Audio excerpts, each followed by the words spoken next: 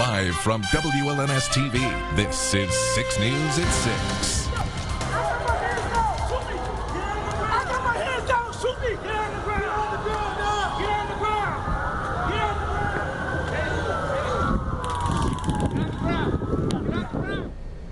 You just heard what happened in the moments after a man smashed his car into a medical facility in Lansing Township. And you can hear the man calling on police to shoot him, but now he is in custody and 2 others are in critical condition.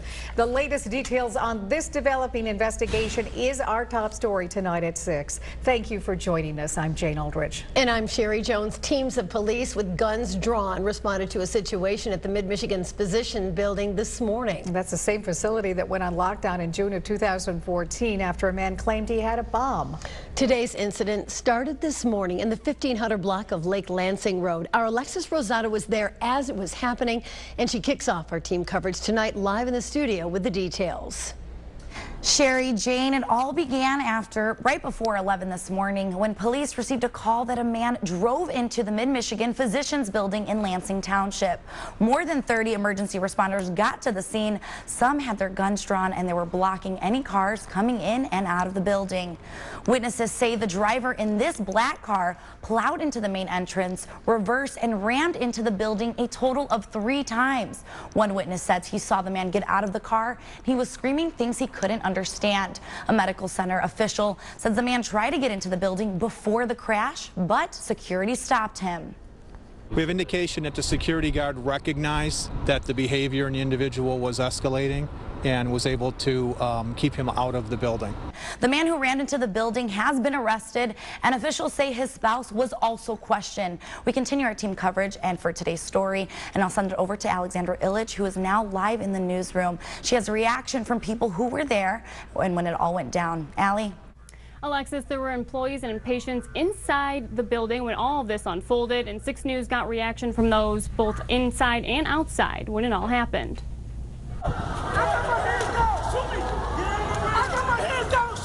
A man tells police to shoot him moments after crashing his car into the Mid-Michigan Physicians Building this morning. This guy come out of the building. He was yelling and hollering about having to wait. Greg Miller was in the parking lot when it all unfolded and captured the whole thing on his cell phone. You can hear police on scene telling the suspect to get on the ground. He just kept yelling, "Go ahead, shoot me. My hands are down, and shoot me." So they tased him and put him on the ground, and that's when they took him into custody. And while all this was happening outside, patients and employees inside were taken to safety. My patient and I left there and were taken to an interior room with no windows, and basically as it was all unfolding, we were on lockdown. It was just crazy. I mean, you know, you really didn't know what was going on until you kind of just watched what was going on and watched it all unfold. At this point, all appointments at the Mid-Michigan Physicians Building will be canceled until it reopens on Monday. We will continue to follow this story and bring you the very latest on air and online at WLNS.com. Back to you. All right, thank you, Allie and Alexis. In other news, details of a sexual assault civil lawsuit filed against Michigan State University were made public today. 4 Michigan State University students gave details on how they say the university and its leadership failed them after they reported cases of sexual assault. At a news conference today, 2 of the women who say they were raped spoke out against the university. Our Haley Herzog was there and spoke to both women about the allegations in the lawsuit and how they hope the university will respond. Haley? Jane, Sherry, normally we don't release names of sexual assault victims, but 2 MSU women today are hoping their effort to step forward and tell their story will change the culture of fear when reporting assault cases. Students Emily Coleridge and Shayna Gross spoke out today against MSU and the current problems with how the university handles sexual assault reports. You never think you'll be a victim of your own university, but I am. MSU senior Shayna Gross says she built up the courage to report her sexual assault case a year after it happened, only to be faced with a process taking 8 months and 2 investigations to complete, when the university told her it would only take 90 days. Michigan State University's investigation process has caused me harm and delivered me absolutely no justice. Today, Gross, along with fellow plaintiff Emily Coleridge, announced their suit filed against MSU for what the women and the U.S. Department of Education's Office of Civil Rights say were slow and not properly handled sexual assault reports. The way Michigan State University handles sexual assault, stalking, rape, abuse was not going to change. Change is what these women say is needed to make the campus safer. I don't want any survivor to ever have to feel like what I've gone through. Both women hope for an environment where survivors don't feel alone or afraid to report their experiences. MSU has so much more to do. The women are asking for unspecified damages in the 26-page lawsuit. And we reached out to MSU today, who said they won't comment on the pending litigation, but the communications director did give us this statement. Over the past several years, MSU has taken significant steps to increase resources for survivors and revise policies to hear complaints in a timely and fair manner consistent with federal guidance. Stay with 6 News as we follow what changes the university may make in response to the suit and whether the 4 plaintiffs will be rewarded for damages for their failure in response to sexual assault. Jane, Sherry. Thank you, Haley. Well, former President Bill Clinton is making a visit to mid-Michigan tonight. Yes, he's getting ready to speak in East Valley at any moment, and our crews are on this scene, and they say there are now a pack of protesters right outside the room where he's set to speak. Our Tim Skubic is there now and has a preview of tonight's event. Make no mistake, former President Bill Clinton would like to see his wife become the next president of the United States. But that's not the reason he's in East Lansing tonight. Actually, he's doing a favor for a former employee by the name of former Michigan Governor Jim Blanchard. Mr. Blanchard was part of the Clinton administration and has now donated $1 million to MSU, his alma mater, to create a program to get college students back involved in the political game. And so, Mr. Clinton, as a favor to Mr. Blanchard, will be taking questions from students tonight. No contact with the real media asking questions or news conferences. The written questions will be read off by Mr. Blanchard. Mr. Clinton will answer. And one issue that's likely to come up, refugees coming into Michigan. A former Republican congressman who worked during the Clinton years says bringing 65,000 refugees into the United States is a mistake. Interestingly enough, Mr. Clinton's wife has endorsed just that. It's a mistake. We can't vet these people. We don't know who they are. They're coming from ungoverned areas. There's no database that we can rely on with any confidence that says this is who's coming in. We'll have complete coverage of the former president's visit to East Lansing at 11 o'clock tonight. Tim Skubic, 6 News. This is Weather First from Storm Tracker 6. Brought to you by Auto Owners Insurance, the no problem people. Well, certainly hope you had a chance to get out and enjoy the mild weather because it is quickly coming to an end. Strong cold front is beginning to make its way through mid-Michigan. Some of the wind gusts right now in Grand Rapids close to 50 miles per hour. Meanwhile, outside our WNS studios, the temperature still 61 degrees. Here's a look at the satellite and radar. That little line that's just beginning to move through the area, that is the cold front. And right along that cold front, that's where the winds are getting quite gusty. So expect some gusts in the range of 30 to 50 miles per hour as this moves through over the next couple of hours. We'll take you outside. We're watching to the west on our WNS tower cam. 61 is the current temperature. Wind gusts today, at least so far, 37 miles per hour. Could peak a little bit higher than that as this front begins to move through. Grand Ledge tower cam, 62 is the current temperature. Wind gusts 38, winds light for the moment. We're just again awaiting that cold front to begin to move through. Jackson cam, winds gusting today in the mid-40s. South-southeast winds right now sustained at 24 miles per hour and a temperature of very mild 59 degrees. Check out the readings. Low to mid 60s across portions of the area this afternoon. Readings right now upper 50s and low 60s, while we've fallen down into the mid 50s across western sections of lower Michigan, and there are 40s on the other side of the lake. That's what we'll see for high temperatures tomorrow. So precision cast for the overnight hours. Cold front continues to swing east. By tomorrow morning, still mostly cloudy skies. We may yet squeeze out a sprinkle during the mid-morning hours as the secondary push of cool air begins to head into the region, and it will be quite windy tomorrow. And look at that, some flurries and snow showers to our north tomorrow evening. So moving into the overnight hours and into Friday, we start to watch for a stronger system to take shape to our southwest. Here it comes. Some snowfall begins to break out to our west through Friday evening. As we move into Friday night, some light snow. Again, this model takes a little more of the northern track, but nonetheless, snowfall out there Saturday morning and by Saturday afternoon. If this model is exactly right, the heaviest snow northern lower Michigan. If it shifts a little further south, though, that could bring some of that snow into mid-Michigan. Here's a look at the two computer models we use for watching the snowfall, at least this far out. Model number 2 says close to 6 inches across central mid-Michigan, while model number 1 says a little bit less than that. Assuming it's that slightly more northern track, here are some of the expected amounts. 1 to maybe 3 inches across mid-Michigan. 4 to 6 inches at least across northern lower Michigan, and that is all dependent on that track staying to our north. Here's a look then at the forecast tonight. Showers come to an end. Very windy, 15 to 25 mile per hour winds, but gusting well over 30 in the next hour. 46 tomorrow morning at 7 o'clock on Skycast. Temperature by noon climbs into the upper 40s. Very little temperature movement tomorrow. We hang in the upper 40s through 4 o'clock.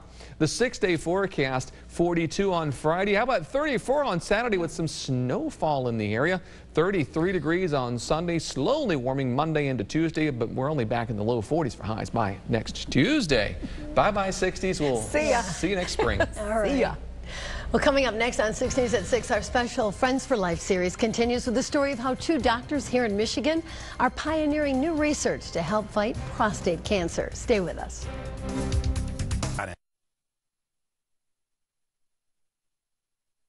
Our special Friends for Life series focusing on men's health continues tonight.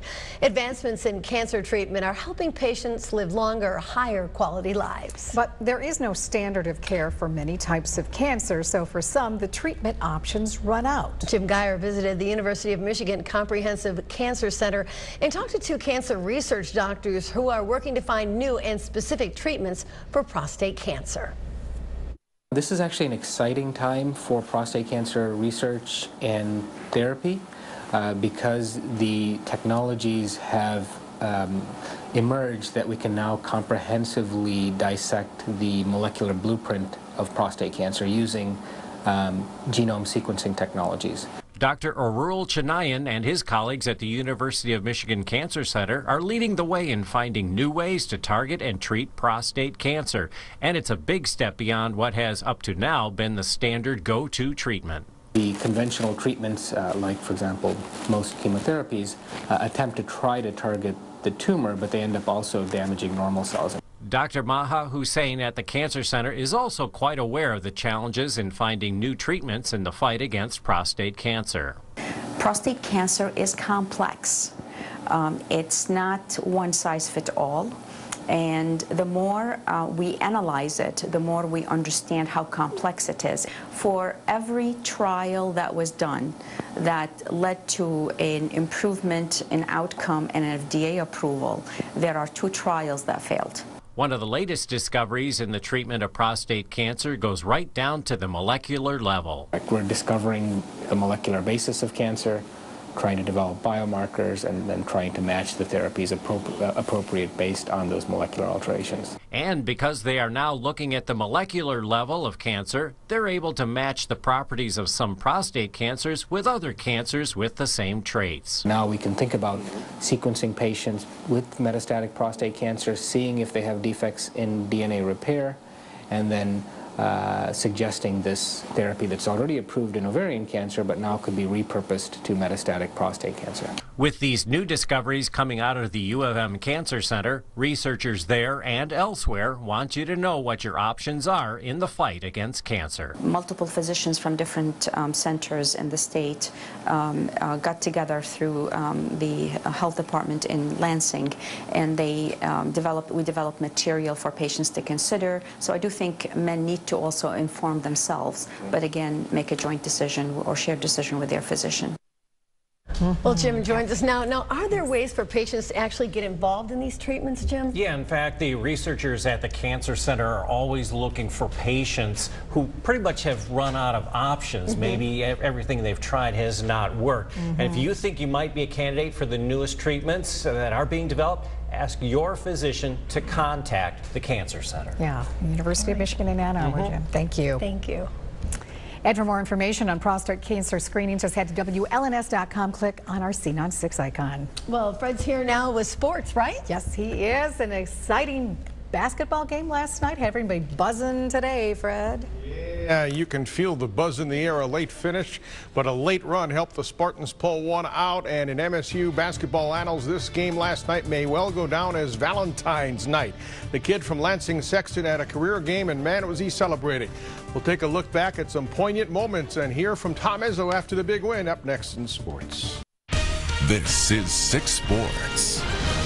Hey, it was worth staying up late for last night, wasn't it? A classic basketball game in the Champions Classic in Chicago. Michigan State down most of the game, used a late second half flurry and the magic of Denzel Valentine to steal a win from the Kansas Jayhawks. This was a real challenge for the Spartans, taking on the number 4 team in the country. And in the end, I mean, I'm here to tell you, it was a game that they overcame some adversity and a 13-point deficit, but Izzo found some magic in his guys. Late second half, we pick it up, down 2, Denzel Valentine for 3. Yes, sirree, Bob. A 1-point MSU lead, and did Carlton and the Clan ever go nuts in the stands? And speaking of huge nights, how about freshman Matt McQuaid?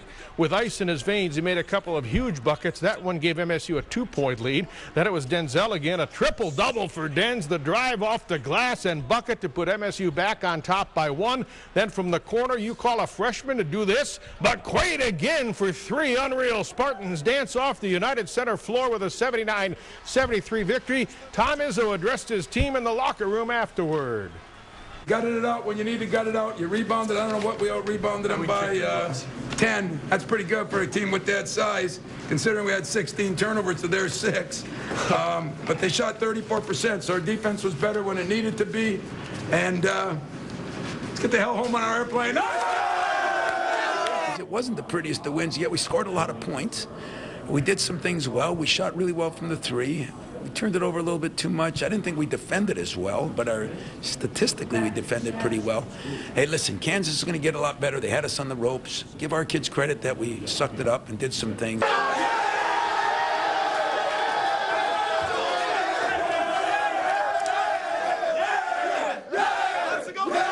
It's just great to win a game like that when you had to gut it out, and I'm proud to be a part of a performance by Denzel that will go down in Michigan State laurels. Guys. All right, and in that same locker room after the game, Denzel Valentine, who had a magic night, 29 points and a triple-double, got a call from Magic Johnson congratulating him for doing what Irvin used to do: take over a game. MSU's women's basketball team had action at the Breslin Center tonight. 7:30 tip-off against Georgia, and on-campus doubleheader because volleyball is playing Northwestern at 6:30 at Jenison. If you have a ticket to the volleyball game, it's good for the basketball game over at Breslin. We'll have highlights of both tonight at 11. 6 Sports Team of the Week night, and our latest recipients were certainly worthy of it after dropping 33 unanswered points in the second half of a football playoff win to reach the state semifinals. It's always an honor for our prep teams to get the trophy and have the 6 sports cameras rolling. Congratulations, Grand Lead Comets. From 6 Sports, we are Team of the Week.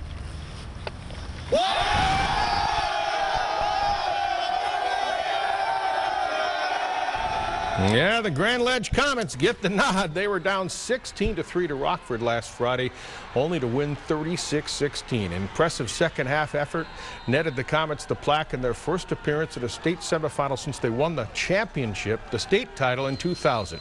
Despite the excitement of being at this stage of the playoffs, the Comets are trying to keep a sense of normalcy around practice. The kids responded to things. We were able to show them a few things that maybe our angles weren't the greatest, and a few minor adjustments, but the kids really rallied around each other. To us, it was really just about effort and really making sure to stop making the mistakes that we were doing, because that's pretty much what hurt us in the first half. And coming out, coach just said, keep the same game plan, execute, play hard. So we did that and ended up good. Tigers get a closer. He's Frankie Rodriguez from the Brewers. Our closers are Sherry and Jane. They're back after this. Bruisers. Colder. Colder, and snow. The 6-day forecast. Take a look. Temperatures tomorrow in the upper 40s.